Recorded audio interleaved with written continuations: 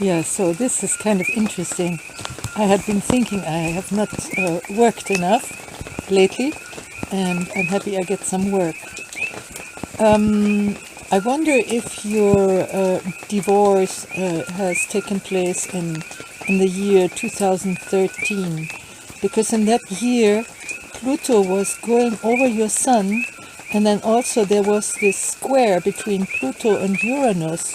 Uranus in Aries, Pluto in Capricorn, and that's kind of the theme of our whole time right now. This square has happened several times, and this is the whole uproar that we are now experiencing. Pluto came into the mountain goat, the Capricorn, your birth sign, in 2008, and that was exactly with Obama.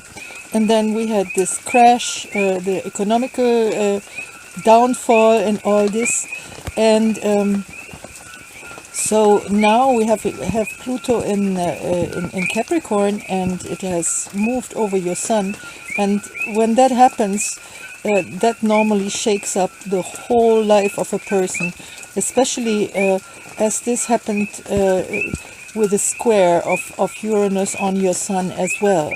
So that must have been terrible for you, and I hope you're slowly recovering.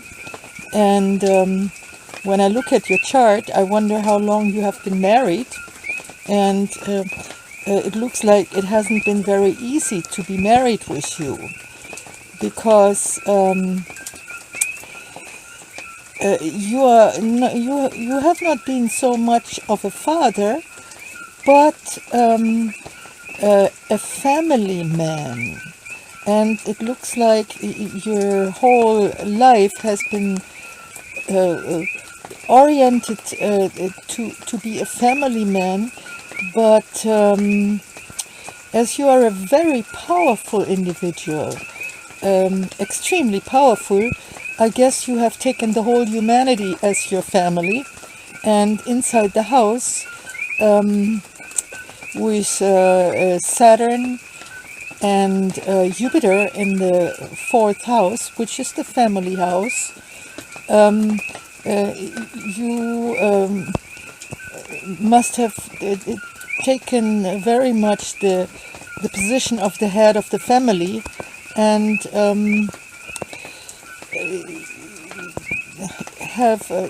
you have assumed a little bit too much power, and also you have not been very flexible. So it would be good if you would learn to know yourself better, so that you understand yourself, and then understand your ex-wife, so that you can be at peace with yourself and your family. I wonder how long you have been married and how old your children are. I guess your children are very important for you, and there needs to be a lot of healing to be done in your soul. When you see the 3 fat, long, green lines, that is all karma that we haven't resolved in previous lives. So we carry something from other lives into this life, and that is normally even more difficult then, because it's kind of so unconscious. So as you are a man of power, and you really are a man of power, you should play a very important role in your community. But if you're a man of power in the house, then that is not so happy for your partner, because you see your 7th house is empty, and that means you're not a partner at all to nobody. You may be a father, and if, the head of a family, but not a partner. So I guess your wife must have suffered from you.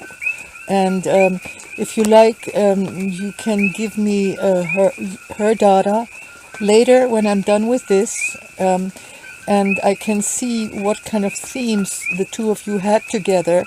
Because if you have made it for a long time with her and she with you, there may be a chance of reconciliation, but you have to stop blaming her alone. Yeah, you have to understand yourself and you have to understand her, and then there could be reconciliation, because we are not young anymore, and it's difficult to build up a new relationship, and it's better. It is better to fix one that has already lasted, because more benefit can come through that. So as your sun is in the third house, and not only your sun, but a conjunction of Venus and Mars and Mercury, all in Capricorn and in the third house, that means this incarnation of yours is all about learning. And the best way to learn is to teach. And I guess you're doing this anyhow, because what makes you so powerful is if you see these masses of fat blue lines between Sun and then Pluto. That is exact. It's exact 120 degree angle, a trine. That makes you so powerful. And then also Mars and Venus together. That means you are quite well balanced. Your male and female aspects within your own self. And that means you don't really need a partner so much. And then also you are very sensitive with this beautiful 60 degree angle between Moon and Venus and Mars. Moon in Scorpio. That means you feel very, very deeply. Yeah. And that also looks like you had a very sweet and very good relationship with your own mother. And so as Pluto and also Uranus, and then this dark moon Lilith, very close to Pluto, is all in the 11th house, that means that you must have always played an important role in your community. With this Pluto trine between Sun and Pluto, you could even be in local politics. Yeah. And if you don't know what you want to do with the rest of your life, I would strongly advise you to become some kind of community teacher. I don't know how it is in the United States to teach in community college, or if there are some community houses where one can just set up a class and where you could start teaching youngsters, just like voluntary or on donation base or whatnot. But I think that you would enjoy that very much, to play a very powerful role in your community. And even now, maybe you want to look around in the internet and look if you find some kind of, countryside communities, where people are starting alternative lifestyle with gardening and stuff. I think that happens all over the place. Or maybe there are community gardens in Detroit or something like that. And that would really, really fulfill you very much if you could teach, because, whatever we want to learn, the best way is to teach it. Yeah, if you want to teach history, African history, African American history, or Moorish history, or whatnot to the youngsters, you would feel very happy to do that, and you could do that very well. And I guess you're already doing a lot of teaching also through your website, but from face to face and in real life, it's more fulfilling, yeah. And with the moon position in the first house in Scorpio, you have as such a veneration for motherhood, for the female. And then you see between the moon and this kind of key figure, this is Chiron, the wounded healer in Pisces. You've told me you are a musician, but you could be like, as an artist, you are actually a healer. But you have been hindered by, first of all, an unsteady career, always disrupted with this opposition between Uranus and Chiron in Pisces. And very, very, very sensitive is Chiron and Pisces. You should probably get yourself into music therapy, or sound healing. This would be a very, very delightful subject for you to take on, that you are, as a musician, as an artist, you're actually a healer. Yeah, because Chiron is the wounded healer. And I guess what also has stopped you in your career as a musician is perfectionism, and I guess you were always subjected to a lot of criticism, and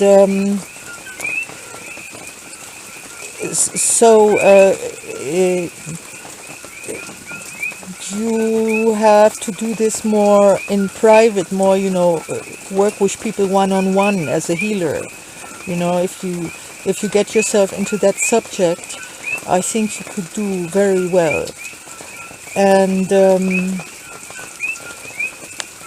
now, what is not so very favorable in your life is your possessions, yeah. And I guess with this square between Neptune in Scorpio and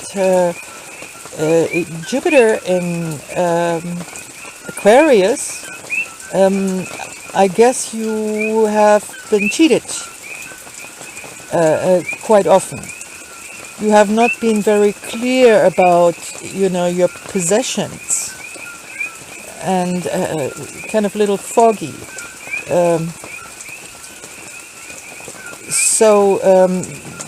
On one hand, this position of Neptune close to the moon, it has been enhancing your sensitivity, but it hasn't been very well for, keeping your property, yeah, keeping your finances together and whatnot. So, what else do we have here? Everything is so concentrated. Now, you have been a family man. Now you don't have your family anymore. The aim of your soul for this incarnation, and sometimes that goes over several incarnations, is actually to become the opposite of a family man and to become a man with a mission, who is really out there, in the public, not only in groups, but really in the public with a mission, for the better or the worse. And so that would be in Leo, really put yourself on stage, expose yourself to all the criticisms and all the envy, and whatnot, and roar like a lion. You see, because when you see this little hook, not hook, a loop, that's the Norse note in Leo. This is where is the aim of your soul. And then you have this fat line, green line between Mercury and this North node. And Mercury in Capricorn says, "Oh, be modest, don't roar so loud, yeah." And so this is also a karmic thing that you don't really want to be that exposed. I mean, I can't blame you, but this is the aim of your soul, that you go out of the family, out of your group of friends and whatnot, out of your small community to a greater exposure in the public. So you're probably in this incarnation preparing yourself for something that comes in future incarnations. And so this life is about learning. And what is to learn for you? I would say the most interesting subject right now is actually the whole theme of Capricorn, which is, on one hand they have had, this Jesus Christ being a Capricorn, and then we have the Baphomet, the devil, is actually like a Capricorn. And for an astrologer, so how I have learned it, it's the third and the hardest and the coldest earth sign. Like, I'm in the realm of not Kemetic but European astrology, which actually all comes from Egypt, yeah, but has migrated, and it's very much attuned to our northern calendar, with the the different seasons that are different in Africa as in Northern Europe or Northern America. So we have actually in Capricorn, that's the coldest season. Everything's frozen, and then we celebrate the birth of the sun, because the sun is weakest and stays the shortest up in the sky, and then we know that when it is coldest, then the sun will come again, and the next spring and summer will come, and that's the actual Christmas celebration. Has been celebrated long before Christianity, because everybody was happy to know that when it is so cold, it's going to be warmer again, and then when it's so cold, we just have to celebrate just to keep us warm, yeah.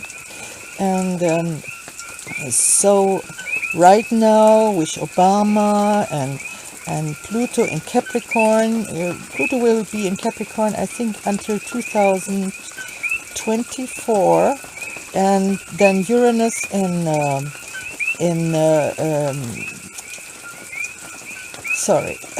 Aries until 2018, and in that time we will experience a great change in society. First of all, humanity learns that we cannot live on debts.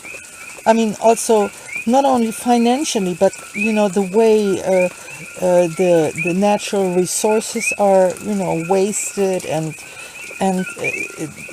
people are consuming in a way that is just not in tune with our planet, and it doesn't make people happy. So the whole time when Pluto is in Capricorn, Earth Mother says, now it's enough, and now, kiddies, you all have to learn to be more in tune with me, or else I'm going barren and I cannot feed you anymore. So we have to look at our Earth Mother like that, and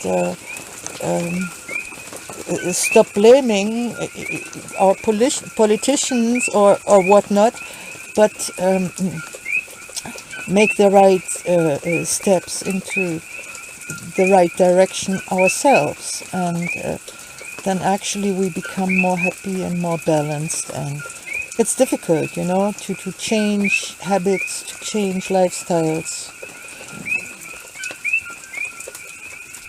I wonder if you have heard it raining, and I wonder if you hear the coqui frogs. They are imported from Puerto Rico, and they make a horrible noise because here they don't have any natural enemies, and they are becoming bigger and fatter, and they're spreading all over the island, and they're making a wonderful noise at night. And they are here as long as I am. They came together with me. I didn't bring them, but so you may hear them in the background. Now I want to talk again about Uranus in Aries that has troubled you in 2013, and Pluto in Capricorn. Uranus in Aries, that is all the, people taking to the streets that you see, and Aries is the first fire sign, and I want to talk about the basic order of the zodiac as I have learned it, the European style. That starts with Aries, fire as such, fire raw, and there we have a big revolutionary movement, and people have to learn to reconcile with our Earth Mother. And this is the whole meaning of this square between Pluto and in Capricorn, saying we have hit, as humanity, we've hit rock bottom. We have to face all our mistakes as the human family, and each of us has to clean up their act and pay back our debts. I'm talking about karmic debts more than I'm not talking about financial debts, because that's an illusion anyhow, but karmic debts. And then we have to form a new kind of society. That is what is Uranus in Aries is all about. And now I talk about the basic order of the whole zodiac. One moment.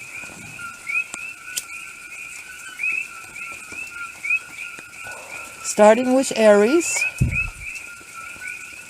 the first fire sign, and then you have Taurus, first earth sign, Gemini, first air sign, and Cancer, first water sign. There the element is raw, the element as such.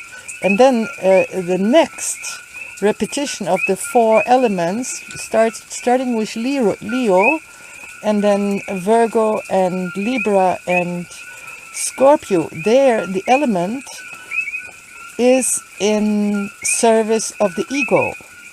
And the third repetition of the four elements, starting with Sagittarius, and then Capricorn, Aquarius and Pisces, there the element is in service of all that is. So like the first fire sign of this, the third fire sign, Sagittarius, for instance, that's the sign of the priest, that's the keeper of the sacred flame. And you can say that Capricorn also has quality of diamond, yes, because how a diamond is formed, or a crystal is formed, the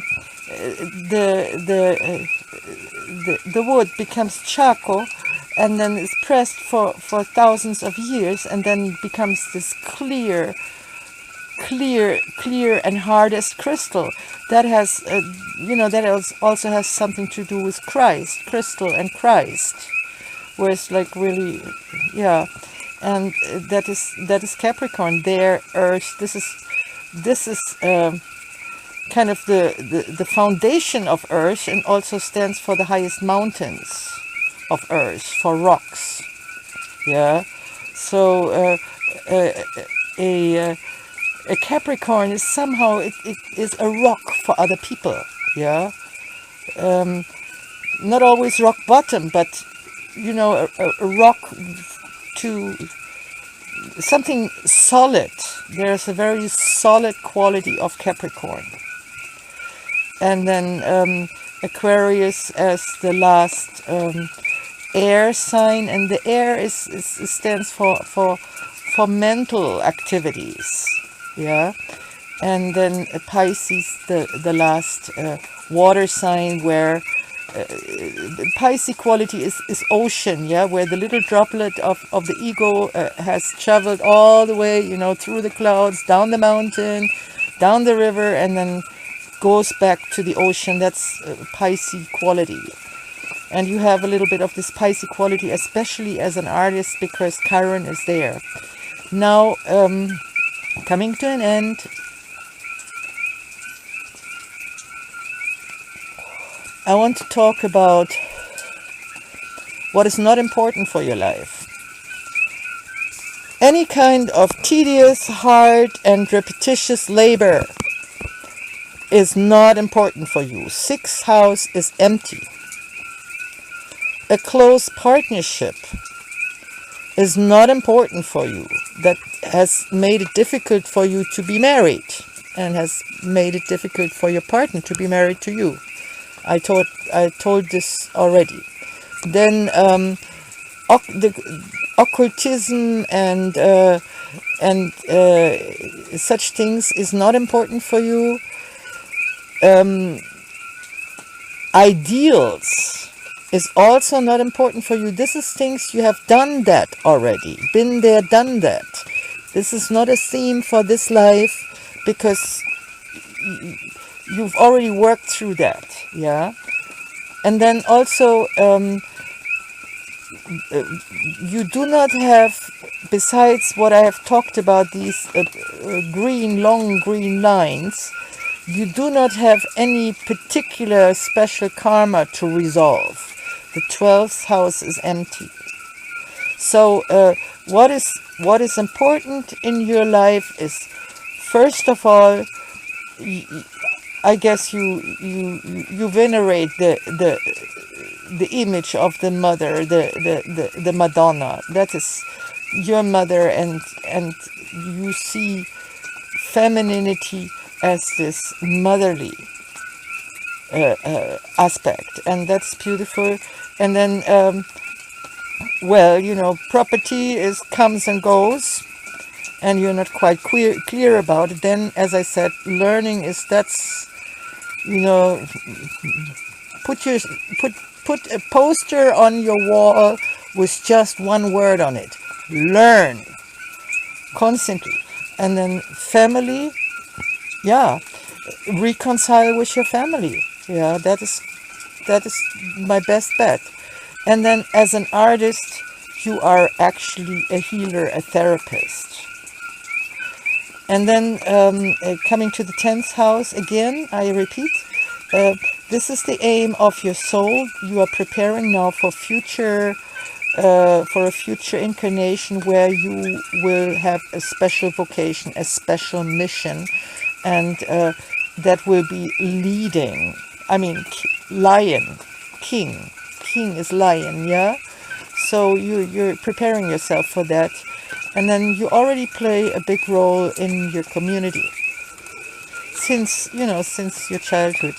And so I want to end with that. And if you have further questions, you know where to reach me.